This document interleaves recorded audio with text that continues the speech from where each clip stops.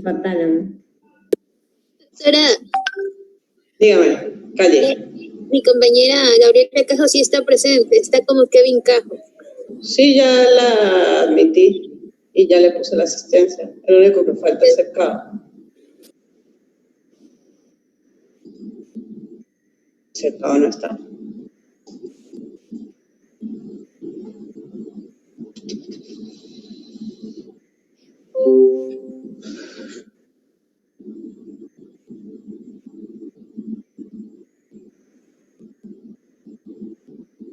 Ya va. Ya voy.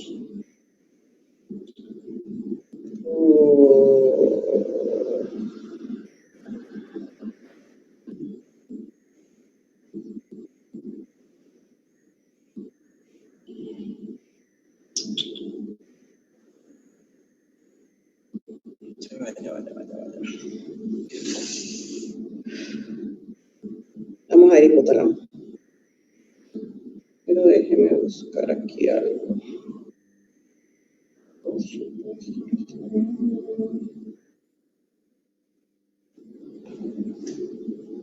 Me imagino que Ariana Vargas se le ha acercado.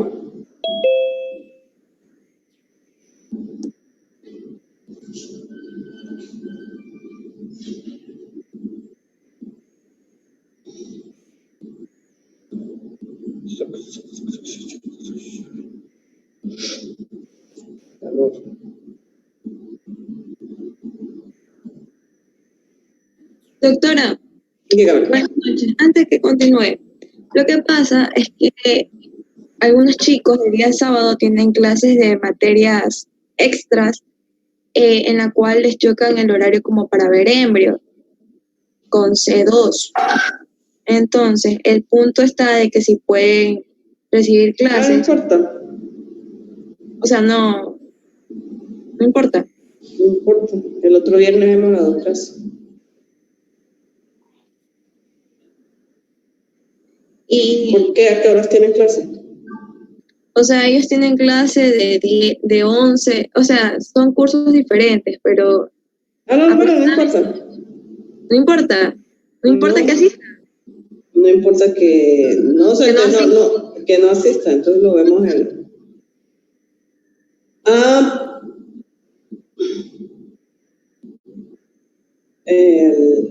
El próximo viernes hemos dado clase. Pero lo que no quiero es desfasarme entre los dos grupos. Ok. Entonces quedaría para el próximo viernes, las dos Sí. clases juntas. Ya listo, doctora, gracias. Sí, porque usted no se van a conectar el viernes. Y en caso de que uno quiera entrar el estado de clases, ¿sí podría? Pues entra. Bien.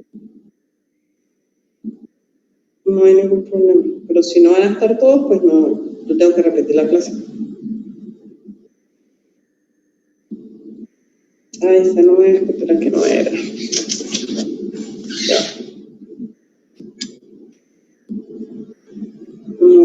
Macro, segundo, esto no es.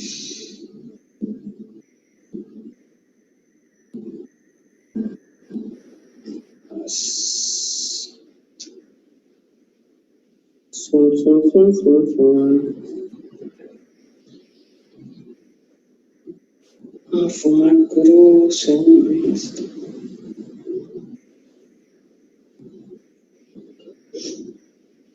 ¿Dónde estoy yo?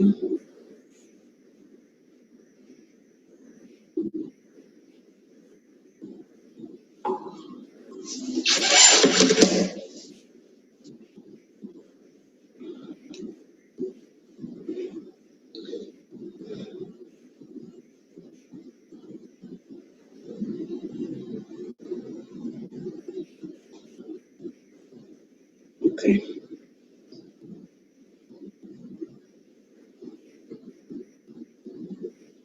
Listo. Vamos a compartir.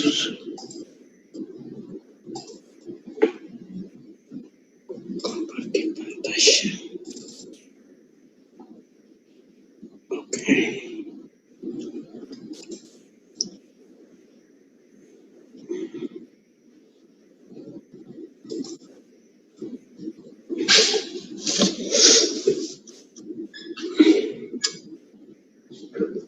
Listo. Odien lo que dice el sistema límbico, pero no lo voy a ver el sistema límbico, ¿no? Pero es que generalmente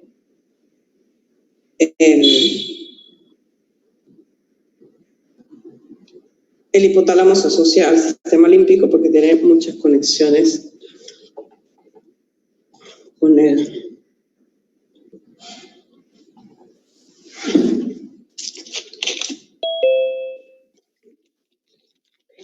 Sí, hacemos.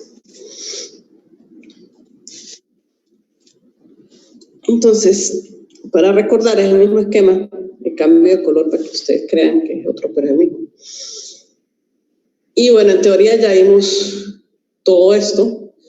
Estamos en diencéfalo y vamos a ver el señor hipotálamo, que es la última estructura, la última parte del diencéfalo que nos queda pendiente. ¿Okay? Solamente faltaría el cuerpo estriado y con eso terminamos todo lo que tiene que ver con las estructuras del sistema nervioso central. Ahora ya dice usted con fisiología. Cajón, ingreso otra vez. Ok. Entonces, primero, ¿dónde está ubicado? Entonces, ya sabemos que si forma parte del encéfalo, va a estar ubicado en la parte central de los hemisferios, en la línea media, lateral, formando la cara lateral inferior del tercer ventrículo, por debajo y anterior al tálamo, por dentro de la interna, de la cápsula interna. ¿Okay? Entonces, como ya sabemos, este señor que está aquí, esta área que está aquí, es lo que constituye el hipotálamo, disculpen lo torcido. ¿Okay? Entonces, como vemos aquí, pues la parte anterior pues, constituye el límite anterior del diencéfalo como tal que ya habíamos visto, de arriba hacia abajo, comisura blanca anterior, lámina terminal, quiasma óptico. ¿Okay? En la parte inferior del quiasma hacia atrás tenemos el tuber cinerum, de donde sale el infundíbulo, los cuerpos mamilares, y en la parte posterior la área tegmental del mesencéfalo.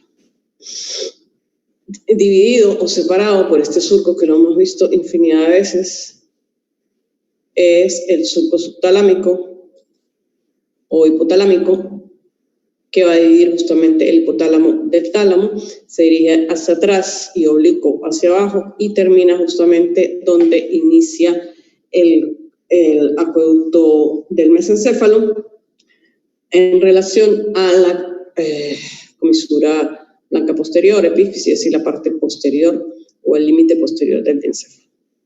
Este es el surco hipotalámico que nos va a orientar donde estamos. Otra estructura que es necesario tener presente cuando hablamos de hipotálamo es una fibra de asociación que es el fornix, ¿no? Que se inicia aquí lateralmente, se dirige hacia la línea media, pasa por arriba del tálamo y en la parte posterior de los agujeros interventriculares se va a dirigir hacia abajo y hacia atrás y va a terminar aquí en los tubérculos mamilares. ¿Okay? Entonces, esta estructura la vamos a tener muy presentes en cuanto a las conexiones y la división anatómica que vamos a ver a continuación del tálamo.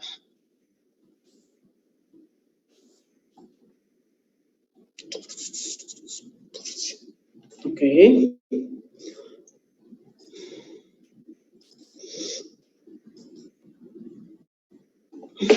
Esta sería una representación de un corte sagital del cerebro, donde podemos apreciar las estructuras y se ve muy bien la comisura blanca anterior, la lámina terminal, el quiasma óptico, el tuber cinerum, el infundíbulo, cuerpos mamilares, tegmento, el surco hipotalámico, la epífisis, se ven muy bien las estructuras de las cuales vamos a hablar. Obviamente la hipófisis, que está dentro de la silla turca, ¿sí? Por aquí estaría el diafragma axilar. No hemos visto eso todavía.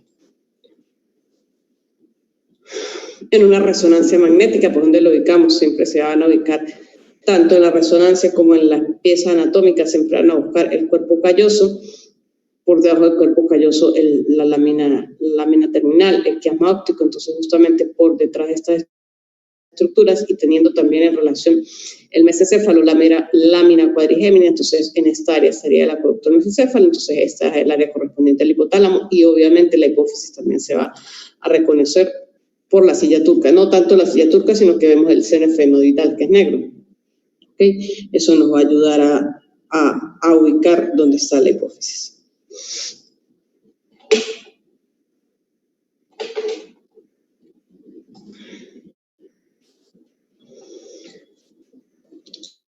Y si vemos los hemisferios cerebrales en una vista inferior, vamos a observar la estructura que siempre se observa en el tuber cinerum, con el infundíbulo, los cuerpos mamilares, el quiasma por delante, hacia la parte anterior, entonces serían los nervios ópticos, el quiasma y los tractos ópticos. Entonces los tractos ópticos van a delimitar en la parte inferior lateralmente la porción del diencéfalo que puede ser visible.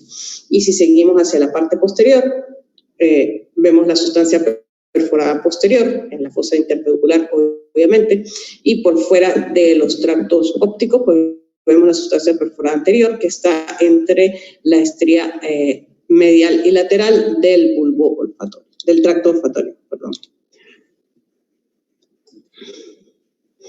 Y para tener idea tridimensionalmente dónde lo vamos a encontrar, entonces va a estar ahí en la parte media, inferior al tálamo. Tálamo siempre lo vamos a ubicar que son las dos grandes masas laterales que obviamente se continúa con el mesencéfalo. En la parte inferior y anterior, ahí está el señor hipotálamo.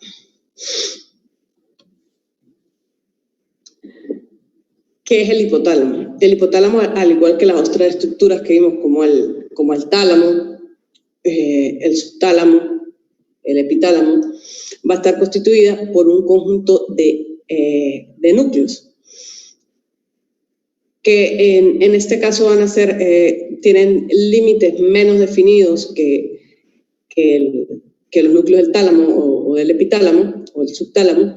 Sus límites son bastante indefinidos, pero es una estructura muy importante, porque primero va a ser un centro regulatorio, no solamente del sistema nervioso central, o sea, con la estructura del sistema nervioso a nivel cortical, de la corteza, sino también va a ser el principal centro del sistema nervioso autónomo, el centro superior del sistema autónomo, y también va a regular la parte endocrina. Entonces, ahí es una gran diferencia con los otros núcleos. ¿Por qué? Porque aparte que recibe y envía aferencias a través de impulsos nerviosos, obviamente por neurotransmisores, él también va a compartir información a través de la sangre y a través del líquido cefalorraquídeo. Y pues esa es la importancia que tiene, y por eso va a influir no solamente en funciones nerviosas, tanto autónomas como somáticas, sino también las funciones del sistema endocrino, que lo hace a través de la sangre, a través del sistema portohipofisiario, porque él es el que va a controlar, va a producir las hormonas que inhiben o activan las hormonas que están en el lóbulo anterior de la tiroides, que a su vez van a controlar, a inhibir o activar el resto de glándulas que están en todo el organismo, de arriba del sistema endocrino, que de arriba hacia abajo sería la tiroides, la paratiroides. Bajamos páncreas, glándulas suprarrenales y gónadas, tanto femeninas como masculinas, y las glándulas mamarias. ¿Ok? Entonces, pues es un centro bastante importante de control del organismo, tanto metabólico como nervioso.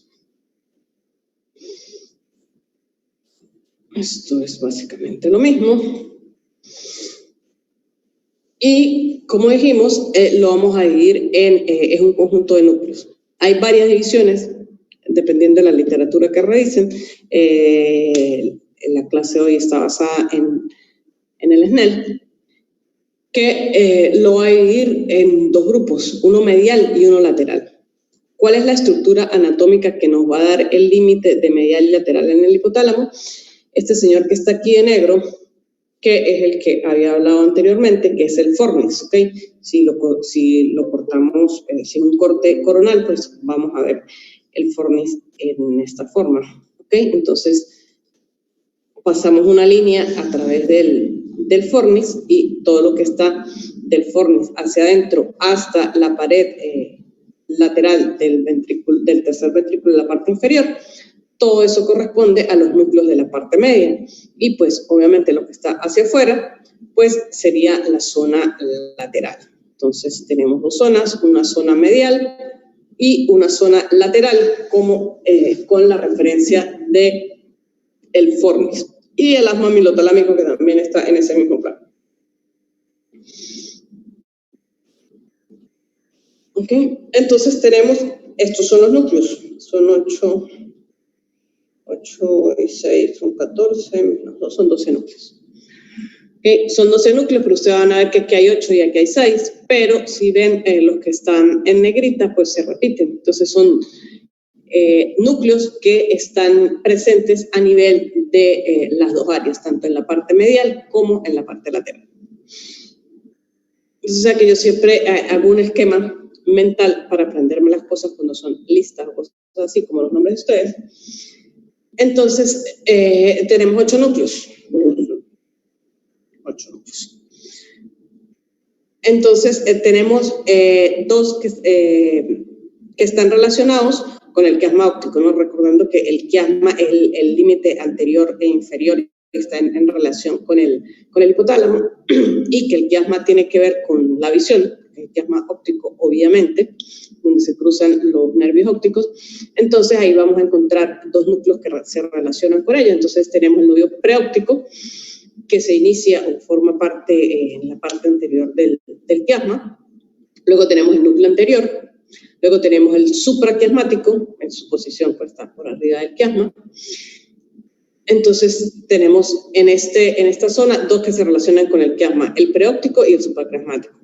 Luego tenemos un núcleo anterior, y si tenemos un núcleo anterior, tenemos un núcleo posterior, ya van 4. Luego tenemos el núcleo dorsomedial, pues por el nombre lo sacan, es dorso medial de la parte media, y si hay un dorso medial, hay un ventromedial y ya van 6 núcleos, y hay otros 2 que no se relacionan entre sí, pero que son fáciles de relacionar, que pertenecen a la línea media, porque el núcleo paraventricular. Paraventricular es decir que está al lado de los ventrículos, del ventrículo, y si está al lado del ventrículo, pues no puede estar en la parte lateral, tiene que estar en la línea media. Y por último, el núcleo infundibular o arcuato, que está en la parte inferior. Ahora vamos, ¿cuáles son los núcleos que están en la zona lateral? Entonces dijimos que son 2, son 6. Entonces son 2 que se continúan de la zona medial, que es el preóptico y el supraquiasmático, y vamos a agregar un tercero que también tiene o se relaciona con el mismo quiasma, que es el supraóptico. Entonces tenemos en la parte lateral 3 núcleos que se relacionan con el quiasma, entonces preóptico, supraquiasmático y supraóptico. Y nos quedarían solamente aprendernos 3, el núcleo lateral, y pues se llama lateral porque estamos en la zona lateral, y los que se relacionan con los tubérculos mamilares, entonces el tubero mamilar y los tuberales laterales. Y voilà, ahí ya tenemos los 6 núcleos de la parte lateral. Ahora vamos a ubicar esos 6 núcleos en la gráfica o posicionalmente. Entonces, si este es el fornix, por dentro de él, entonces esto sería la ubicación de los núcleos de la zona medial. Entonces, en un corte sagital y obviamente en un corte coronal. Ahí no voy a rayar porque ya los pinté. Entonces tenemos el núcleo preóptico, que está por arriba del quiasma óptico, ¿sí? Y el núcleo anterior, que se va a fusionar con el núcleo preóptico, por eso no lo pinté, porque esos dos se van a fusionar. Luego tenemos el núcleo supraquiasmático, y obviamente, como su nombre lo dice, está por arriba del quiasma. El núcleo paraventricular, que obviamente en este corte no vemos los dos anteriores porque el corte es un poco posterior, entonces el paraventricular es al lado del ventrículo, pues este señor que está aquí, que lo vamos a dibujar, que está al lado del ventrículo lateral. Luego tenemos los núcleos mediales, Entonces son dos, el dorso medial y el ventromedial. Y los otros, y el arcuato.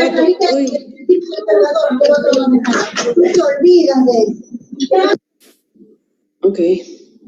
El núcleo arcuato o infundibular, que está relacionado con el infundíbulo, es en la parte inferior, donde nace la hipófisis, y pues si hay uno anterior, dije que había uno posterior, y es el último que queda, que es el núcleo posterior. Y aquí están representados los 8 núcleos del hipotálamo, de la parte medial. Ahora vamos con los núcleos de la parte lateral. Si este es el fornix, quitamos los núcleos que están en la parte medial y nos encontramos con los 6 núcleos que están en la parte lateral. Entonces dijimos que se van a repetir o se continúan el núcleo preóptico, el núcleo supraquiasmático, y vamos a tener el tercero que está relacionado con el quiasma óptico, que es el núcleo supraóptico. Luego tenemos el núcleo lateral, que es el más importante y tiene el nombre de la zona, y los dos con los tubérculos mamilares que están en la parte inferior, que es el tubero mamilar, y un conjunto de núcleos que están en el piso, en la parte posterior, que son los núcleos tuberales laterales. Y esos son los núcleos que conforman el hipotálamo. ¿Ok?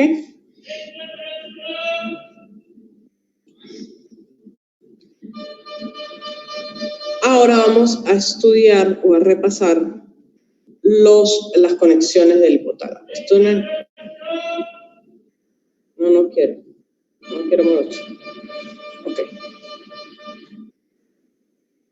Entonces dijimos que el hipotálamo tiene relaciones muy importantes con el sistema límbico, tanto aferencias como eferencias, con el cerebro a través del tálamo o directamente con la corteza cerebral, con el medio interno, que es la que realiza a través del sistema portipofisiario,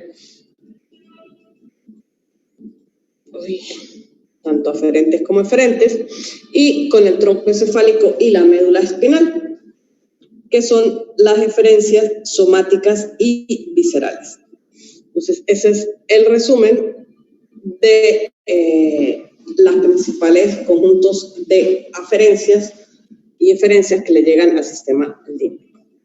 Entonces, si las clasificamos, tenemos vías somáticas y viscerales, visuales, del olfato, auditivas, de la corteza, del hipocampo y de la amígdala, que son las que están relacionadas con el sistema límbico, las tegmentales con el área tegmental del encéfalo. Y las que salen, que descienden hacia el tronco y la médula, las del tracto mamilotalámico y mamilotegmental, las múltiples conexiones con el sistema límbico y las conexiones con la hipófisis, por el sistema porta-hipofisiario. Esas son, pero bueno, vamos a representárselas en un esquema. Esta señora que está aquí, entonces el hipotálamo, le van a llegar eferencias del tronco encefálico y de la médula espinal a través de fibras leniscales y del tracto solitario y de la formación reticular. ¿Qué hice? Las aferentes visuales, obviamente, le va a llegar a través del quiasma óptico, el sentido del olfato a través del promesencefálico, las aferentes auditivas, no se ha determinado cuál es la vía, pero se sabe que sí tiene conexiones con las vías auditivas, a través de la corteza, principalmente del lóbulo frontal de la corteza cerebral, por lo tanto tiene que ver con el comportamiento y el comportamiento social principalmente, y las fibras que tienen que ver con el sistema límbico, que son las hipocámpicas, que lo hace a través del tubérculo mamilar y el fornix, y las amígdalas hipotalámicas, que lo hace a través de la estría terminal. Y obviamente las fibras del tálamo, principalmente con el núcleo dorsomedial y de la línea media. Y las fibras segmentales que suben directamente del mesencéfalo al hipotálamo. Y aquí ya tenemos todas las principales aferencias del hipotálamo. Vamos a quitar esto, vamos a ponerlo aquí y vamos a continuar esto es lo mismo. Las aferentes visuales, que vienen del área visual a través del quiasma, las aferentes somáticas que suben del mesencéfalo y de la médula espinal, las aferentes auditivas, las de la corteza, corticohipotalámicas y las del sistema límbico. Es lo mismo que lo anterior, solamente que está resumido y tal cual como está en el SNEL. Y ahora vamos con las eferentes. Entonces dijimos que también tenía eferencias con el tronco encefálico y con la médula espinal a través de la formación reticular y influyen en el sistema nervioso central, es decir, van las vías hacia las neuronas principales, las primeras neuronas del sistema nervioso autónomo que están en las astas laterales, las torácicas que es del simpático y las parasimpáticas que están en el área sacra y obviamente con los núcleos parasimpáticos que están en el tallo encefálico. Con el sistema límbico dijimos que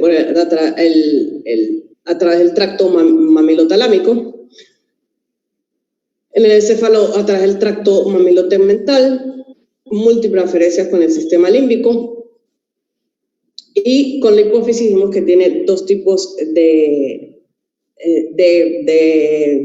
deferencias a través de fibras nerviosas y a través de los vasos portales, porque esa es la forma de enviar sus conexiones con la hipófisis y la parte del sistema endocrino. Y bueno, esto es la mismo, pero esquematizado. La flechita y ya terminamos. Nada.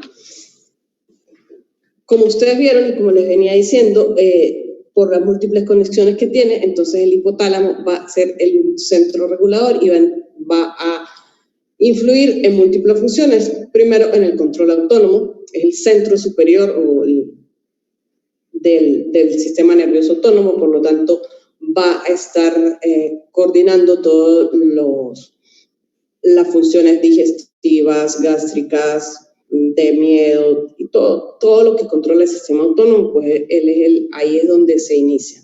La neurosecreción, que es la parte del control que ejerce sobre la lóbulo posterior de la hipófisis a través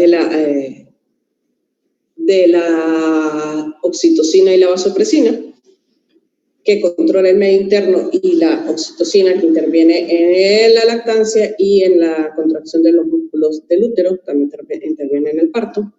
El control del sistema endocrino a través del control del lóbulo anterior de la hipófisis, que controla, como ya le dije, la secreción de todas las glándulas del sistema endocrino, la regulación de la temperatura. En el hipotálamo está la regulación térmica, el encargado del termostato del organismo, que va a influir cuando hay calor, va a dar las funciones necesarias para disminuir la temperatura a través del sistema nervioso autónomo. También va a regular la ingesta de alimentos y el agua, porque en el hipotálamo es donde se encuentra el centro de la saciedad y el centro del hambre. Va a influir en la emoción y el comportamiento, obviamente por las múltiples conexiones que tiene con el sistema límbico, y el control de ritmos circadianos por las conexiones que tiene con el sistema límbico, la epífisis y el sistema reticular. Eso es las funciones bien resumidas del hipotálamo. Por lo tanto, creo que ya terminamos el día de hoy. ¿Cuáles son si se lesiona el hipotálamo? Pues dependiendo del núcleo o del área que se va a lesionar, pues vamos a tener trastornos de control autónomos. De hecho, hay síndromes hipotalámicos de neurosecreción, de la parte endocrina, de la temperatura, problemas con el peso por el área de la saciedad y del hambre, también interfiere en el comportamiento y obviamente en el sistema de los ritmos circadianos. ¿Preguntas, señoritos? Nos despedimos hasta el Doctora, lunes. una pregunta. ¿En dónde podemos buscar esos síndromes? En el SNEL hay un resumen en la parte final, o en cualquier libro. No le subí literatura de eso, no le subí. Pero se llaman así, síndromes hipotalámicos, que tienen que ver con la afección de cada uno de de las funciones del hipotálamo. Están así. En el SNEL creo que hay un resumen bastante representativo, pero en casi en todos los libros o lo buscan así como síndromes hipotalámicos y ahí está especificado cada uno de los síndromes. Eso es más fisiológico, pero como no tenía más nada que mostrarle, porque realmente el hipotálamo en macro no se ve, no se identifica, la identificación de los núcleos es microscópico y más que microscópico funcional, que es han podido separar más o menos las funciones de los núcleos, pues no es que tengamos mucho que ver en el hipotálamo, más que lo sepan identificar dónde queda y obviamente relacionarlos con las lesiones que tiene él, que es básicamente a nivel de todo. Con lo único que no se mete es con la parte motora somática. De resto, controla todo el funcionamiento del organismo. Es bastante complejo, ¿no? Se lo resumí como en 5 minutos. Y se lo Doctora, resumí del SNEL. Cada libro lo expone de diferentes formas. una pregunta, Dígame. doctora. Con respecto a la A exposición. la tarea. No, a la exposición de los núcleos basales. Ah, ok. Ajá, hay que incluir eso de las vías, de los ventrículos, algo así. De los ventrículos. Ajá, es que usted expuso. Ah, sí. O sea, para terminar con la parte de los ventrículos, porque ¿qué se estudia? Es de los núcleos basales. ¿Dónde están? Y ustedes todos ya deben saber dónde están. Y por eso fue que yo le dejé la tarea para el viernes, porque en la tarea van a incluir también las estructuras que vimos en núcleos basales. Entonces, realmente la parte práctica de núcleos basales es que ustedes lo identifiquen. Me los identifiquen en todos los cortes y todos los niveles, que básicamente esa es la tarea, pero pues como ya vimos todo, esta tarea incluye pues todo lo que hemos visto hasta ahora de todo lo que es el encéfalo. Entonces, cuando uno da núcleos basales en la parte teórica, queda la ubicación, obviamente, las características, la forma, que si cada dado tiene forma de C, que tiene una cabeza,